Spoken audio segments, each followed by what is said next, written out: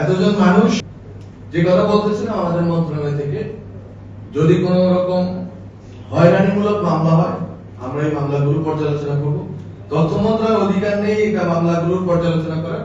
আমরা যখন আমাদের কাছে চাওয়া হয়েছে আমরা এই মামলাগুলোর সবগুলো পুরা প্রশাসনকে, আমাদের তথ্য অফিসকে ইউজ করে বা এদেরকে সাথে নিয়ে আমরা এটা সংগ্রহ করেছি।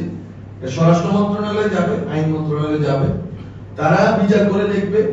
যদি এরকম হয় হয়রানিমূলক মামলা, তাহলে মামলাগুলো প্রত্যাহারের ব্যবস্থা হবে।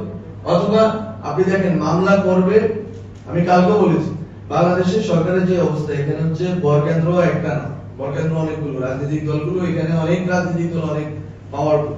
এখন যে যেখানে পারতেছে মামলা দিতেছে, আমরা বলতেছি এই মামলা এভাবে যেন ভাবে মামলা যাতে না হয় এই ব্যবস্থা আমরা নিচ্ছি।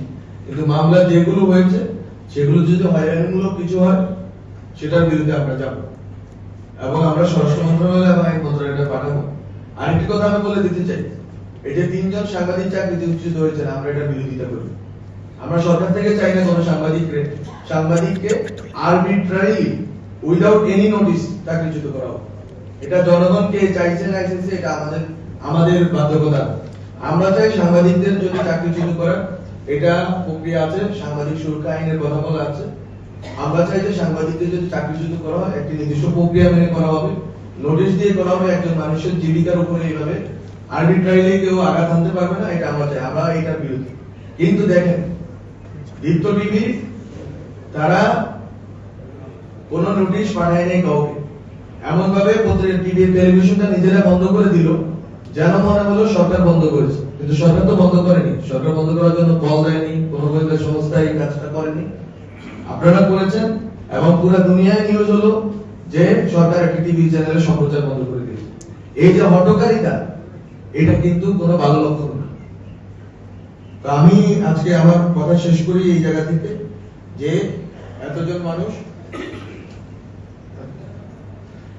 মানুষ শহীদ হয়েছেন, সাংবাদিকরা গত এখানে যে আমাদের প্রকাশনা, আজকের প্রকাশনাতে আপনারা দেখবেন 100 জন সাংবাদিক খুন হয়েছে।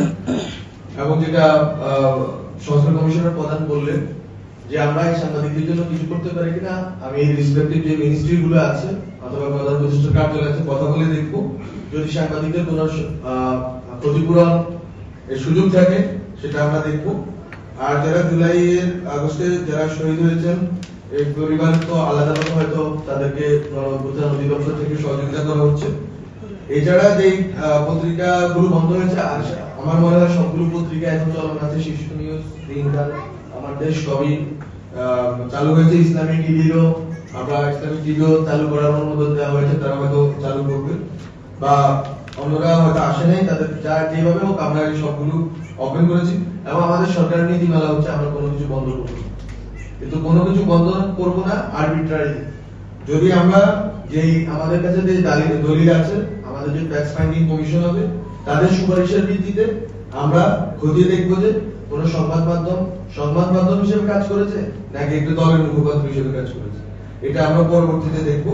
কিন্তু আমাদের এখনকার লক্ষ্য হচ্ছে আমাদের মন্ত্রণালয় থেকে যে এই যে গত 15 বছরের যে পেশিবাদী শাসন, এই শাসনের এই স্মৃতিটা জনগণের মনে জাগরুক রাখা। এই সাংবাদিকতা থেকে শুরু করে আমাদের যে চলচ্চিত্র, আমাদের যে অধিদপ্তর আছে ওদের ডকুমেন্টারি কাজ চলমান আছে, আমাদের এফডিসি থেকে ফিল্মের কাজ চলমান আছে। আমরা চেষ্টা করবো গত 15 বছরের যে স্মৃতি আছে, পেশিবাদের যে কালো অধ্যায় আছে, এটাকে যাতে জনগণের মনে জাগরুক রাখা যায় সেই চেষ্টা আমরা করবো। আর সংস্কার যে প্রস্তাবনাগুলো আছে, আমি কালকে বলেছি সংস্কার প্রস্তাবনা অনুযায়ী আমরা স্টেক হোল্ডারদের সাথে বসে সংস্কার প্রস্তাবনাগুলো